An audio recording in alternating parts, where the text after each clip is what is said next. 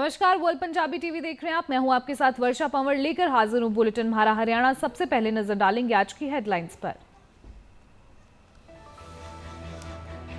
कुरुक्षेत्र में सीएम नायब सिंह सैनी ने फहराया तिरंगा। देश और प्रदेशवासियों को स्वतंत्रता दिवस की दी बधाई। हरियाणा सरकार और पीएम मोदी की जमकर सराहना।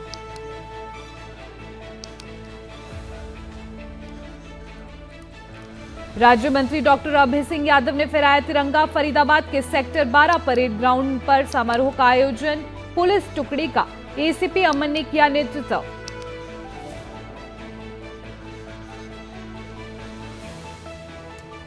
कैथल में स्वतंत्रता दिवस पर कार्यक्रम। कृषि मंत्री कंवरपाल गुर्जर ने की शिरकत। ध्वजारोहण कर सभी को दी आजादी के पर्व की बधाई।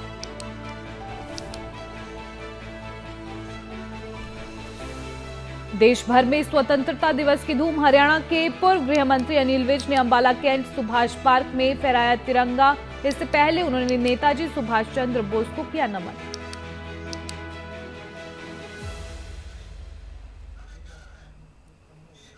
अंबाला में लोगों को उमस भरी गर्मी से मिली राहत। सुबह सवेरे हुई तेज बारिश, लोगों ने बारिश का लिया आनंद। गलियों में भी भरा पानी।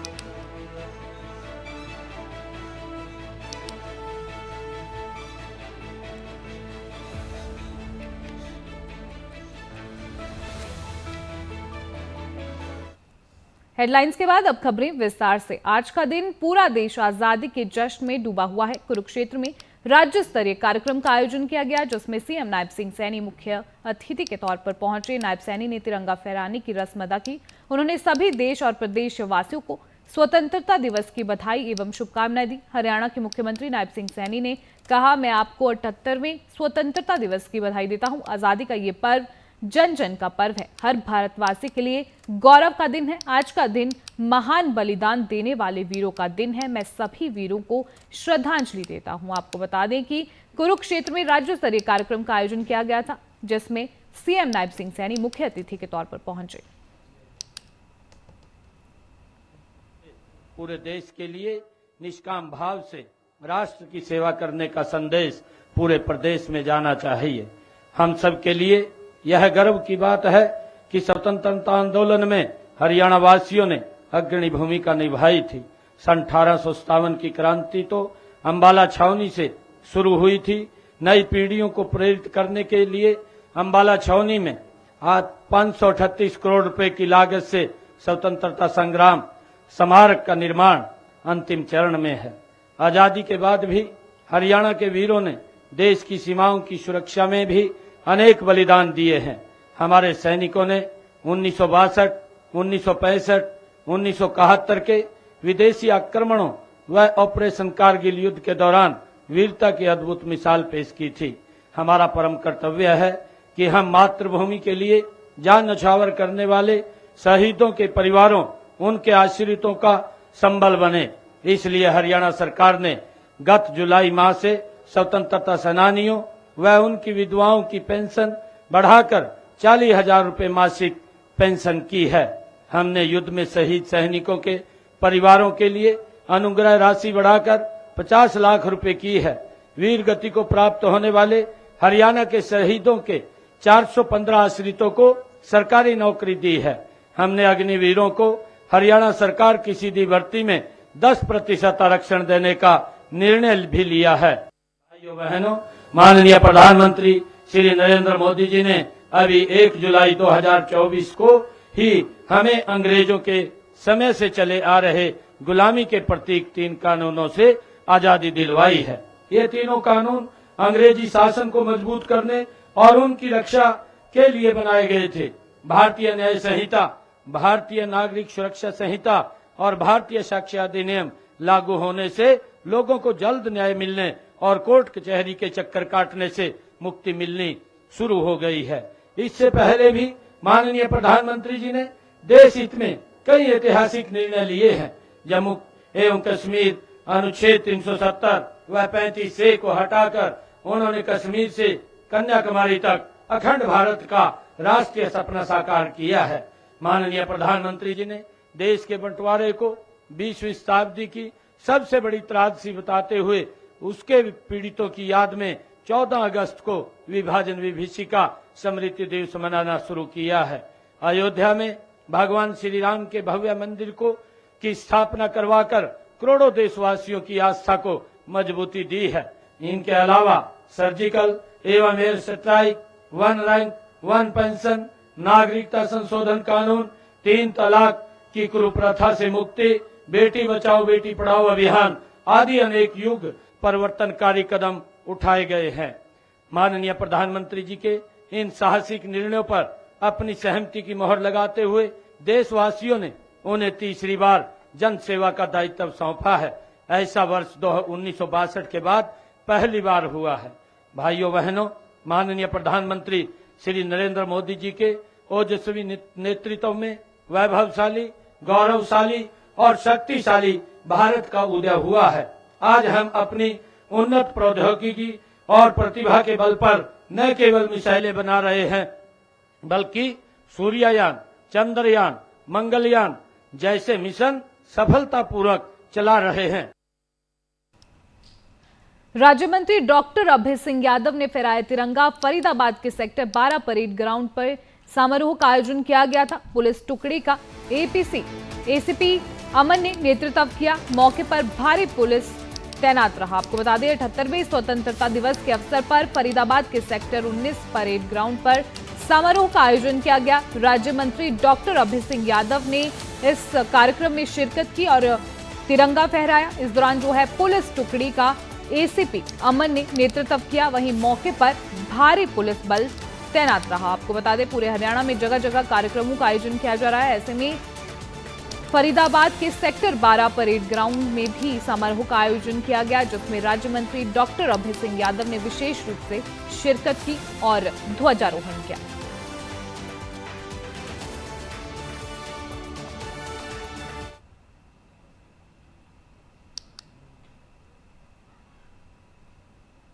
भिवानी का रोनाथ गांव, हांसी की लाल सड़क, झज्जर की लाल डिक्की, महम का आजाद चौक, नसीबपुर में तावड़ू की लड़ाई अंग्रेजी हुकूमत के जुल्मों सितम के खिलाफ हरियाणा वासियों के संघर्ष और बलिदान के साक्षी रहे हैं।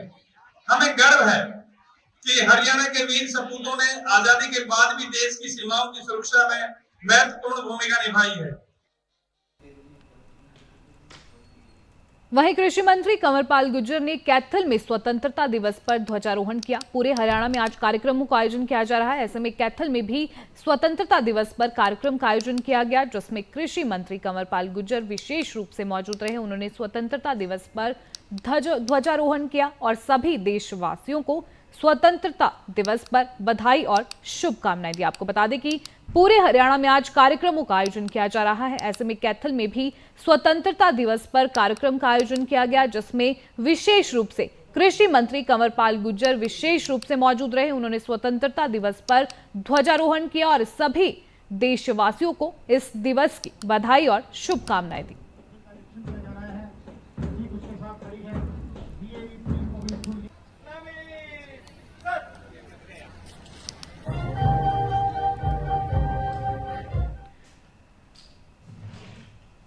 खेल, पर्यावरण, वन एवं वन्य जीव राज्य मंत्री संजय सिंह के द्वारा स्वतंत्रता दिवस समारोह के अवसर पर अनाज मंडी नूंह में आयोजित जिला स्तरीय कार्यक्रम में ध्वजारोहण किया गया। इसके बाद मुख्य अतिथि ने परेड की सलामी ली। उसके उपरांत पीटी शो, डबल शो एवं सांस्कृतिक कार्यक्रम से स्कूली छात्र छात्राओं ने समा बांधा।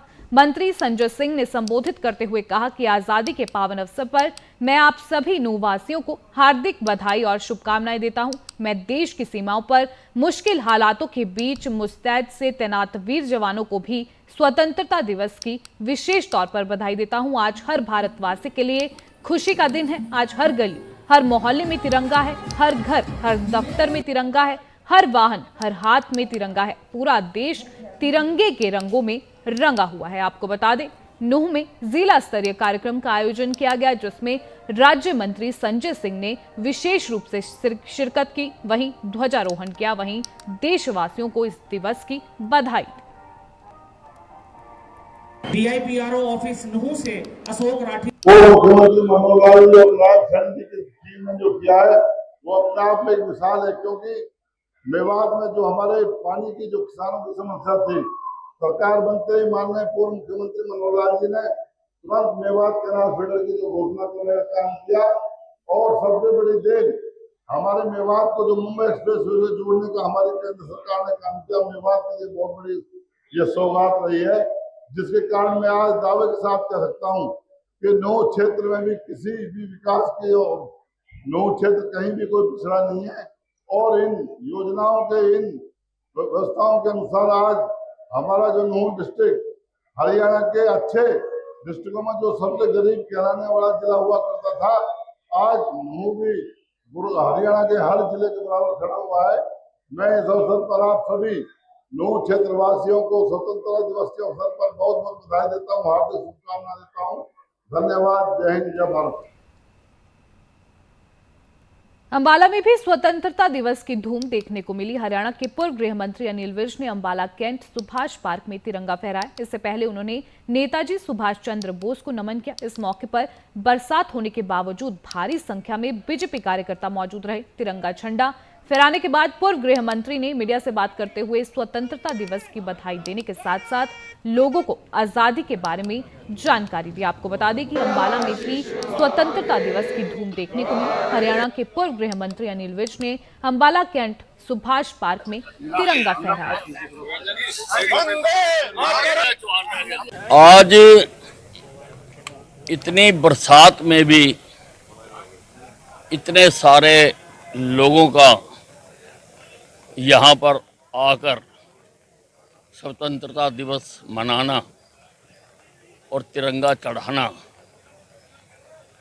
उनके देश प्रेम की भक्ति का प्रमाण सिद्ध करता है। हम अनेकों वर्षों से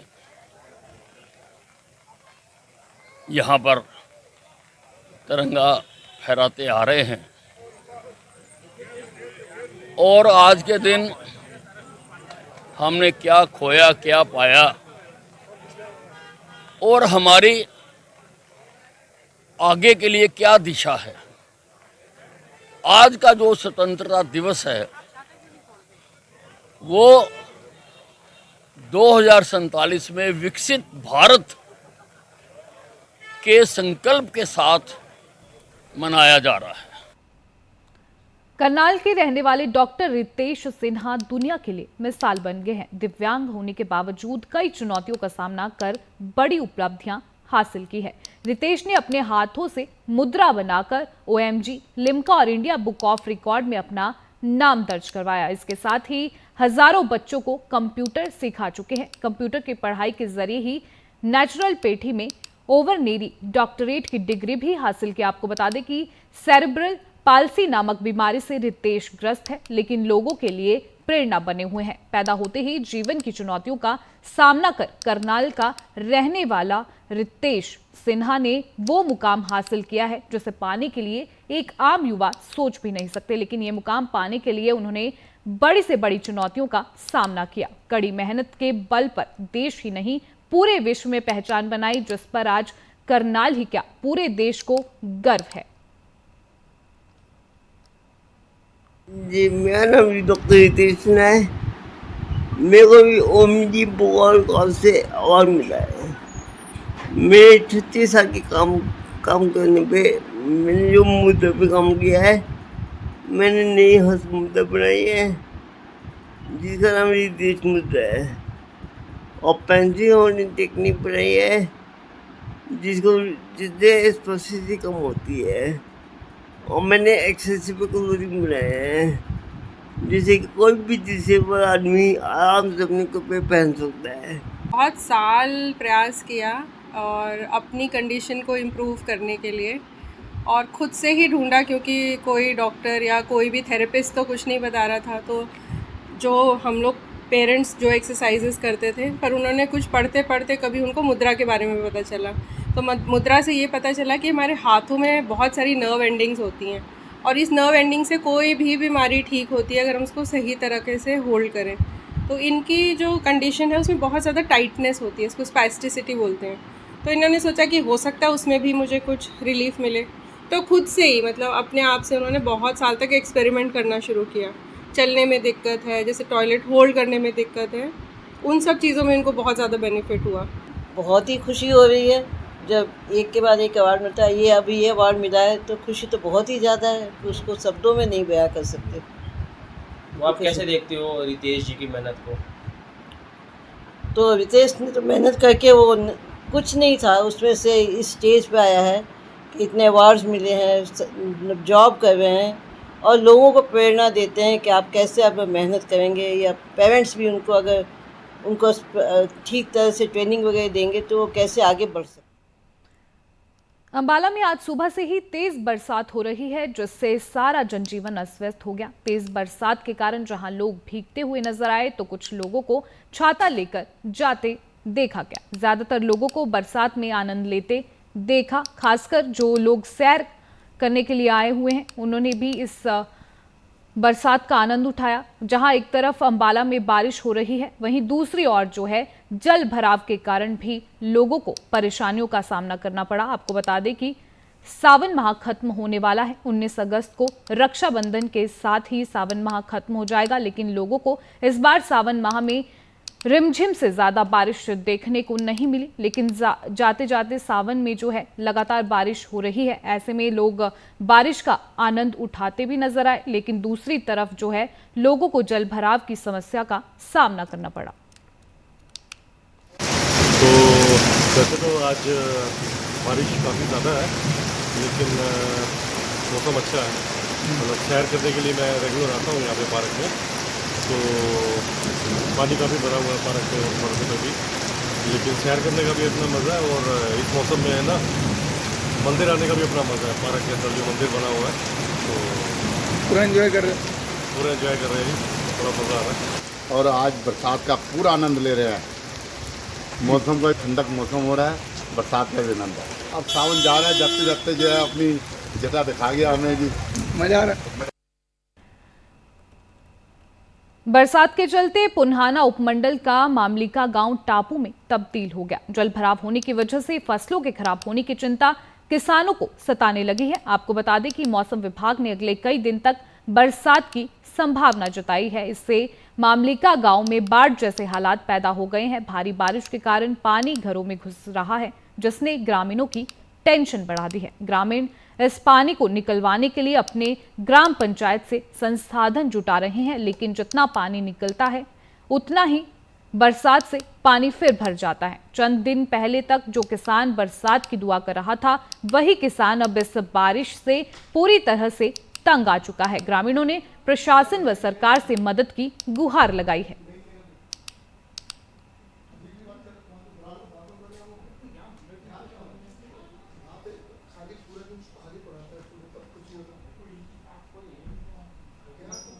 माँ से पैदा हो रहा, अब 2 दिन की बीमारी फैलेगी। ढोर पानी बैठा जी। कौन सा घर है आपका? ये खड़ो आप सामने, पानी भरा हुआ है। हाँ, भैंस पानी बैठी हैं जी। ये हमारे गांव से लगभग 3 किलोमीटर 2.5 किलोमीटर का डिस्टेंस है, और ये जंगल पापड़ा, फलेंडी और मामलिका, नेवाना, बादली सबन का बिल्कुल लेवल हुआ पड़ा है। जंगलों को पानी डोर से डोर कूदा पड़ा है, तो ये समस्या पूरी फसल खराब हो जाती है।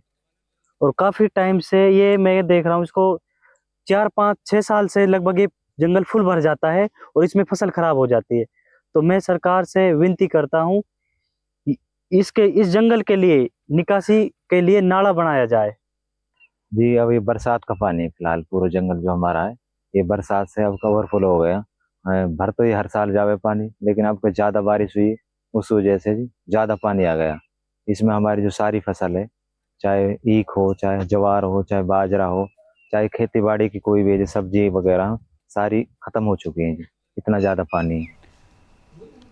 पेरिस ओलंपिक में शूटिंग में ब्रॉन्ज मेडल जीतने वाले सरबजोत सिंह और उनके कोच अभिषेक राणा का गुरुकुल कुरुक्षेत्र में पहुंचने पर स्वागत किया गया। गुजरात के राज्यपाल आचार्य देवव्रत ने खिलाड़ी का अभिनंदन किया। गुजरात के राज्यपाल आचार्य देवव्रत ने कहा कि इससे आने वाली युवा पीढ़ी को बहुत ज्यादा प्रेरणा मिलेगी। गुरुकुल कुरुक्षेत्र में पढ़ने वाले विभिन्न प्रांतों के खिलाड़ियों को इससे प्रेरणा मिलेगी। उन्होंने और क्या कुछ कहा है, आइए सुनाते हैं। आपने घोर तपस्या की, मेहनत की, अनेक मेडल लिए और आज उन्होंने प्रभजोत जैसे युवा इस देश को दिया, जिन्होंने अभी ओलंपिक में कांस्य पदक प्राप्त करके इस देश के गौरव को बढ़ाया, माता पिता के सम्मान को बढ़ाया, अपने हमारा गुरुकुल कुरुक्षेत्र को नाज है और पूरे समाज को इन पे गर्व है। इस प्रकार के खिलाड़ी जो तपस्या और मेहनत करके देश का नाम बढ़ाते हैं, उनसे आने वाली युवा पीढ़ी को बहुत प्रेरणा मिलती है और इनके इस परिश्रम से आने वाली युवा पीढ़ी और गुरुकुल कुरुक्षेत्र के छात्रों को जो प्रेरणा मिली है, उससे ऐसे खिलाड़ी और पैदा होंगे जो देश, समाज और परिवार के गौरव को बढ़ाएंगे।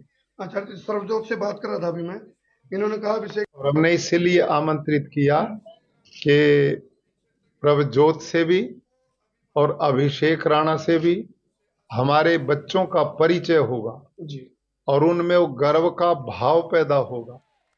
और मैं तो अब ये चाहता हूं, जो प्राकृतिक खेती का मिशन हमने पूरे देश में शुरू किया है, जिससे जंगल, जमीन, गाय, स्वास्थ्य, पानी और लोगों का जीवन बचता है, उसमें प्रभजोत जैसे युवा, अभिषेक जैसे और आप सब पत्रकार बंधु ऐसे मिशन से जुड़ेंगे तो हम इस राष्ट्र के कल्याण के कार्य को और तेजी से देश में बढ़ाएंगे। काफ़ी अच्छा था मैच वहाँ पे ओलंपिक में, और नेक्स्ट LA28 की तैयारी करेंगे, उसमें और अच्छा करके दिखाएंगे।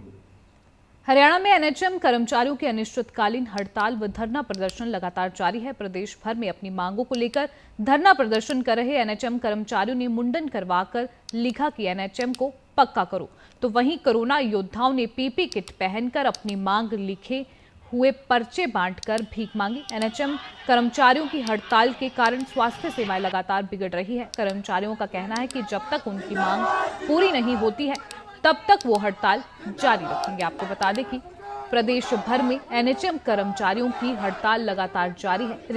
रेवाड़ी में भी कर्मचारियों द्वारा हड़ताल की गई। आपको बता दें कि कर्मचारियों ने पीपी किट पहनकर जो है रोष यात्रा निकाली। हरियाणा सरकार